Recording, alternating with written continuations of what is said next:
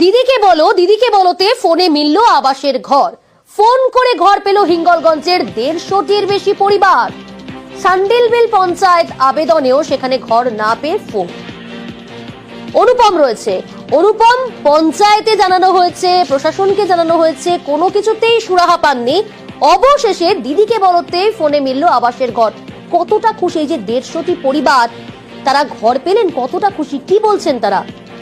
হ্যাঁ দেখো প্রিয়াঙ্কা, এই যে হিঙ্গলগঞ্জ ব্লকের বিস্তীর্ণ এলাকার মানুষ তারা বহুবার তারা আবাসের আবেদন করেছে, স্থানীয় পঞ্চায়েত আবেদন করেছে, বিডিও অফিসে আবেদন করেছে, কিন্তু তারা কোনো আবাসের ঘর পায়নি। এই নিয়ে তাদের একটা মনে ক্ষোভ ছিল, যেহেতু হিঙ্গলগঞ্জ একদম দরিদ্র সীমার নিচে বসবাস করে এইসব এলাকার মানুষ, কৃষিজীবী এলাকার মানুষ, সেই কারণে তাদের এই ঘরগুলো খুবই দরকার ছিল।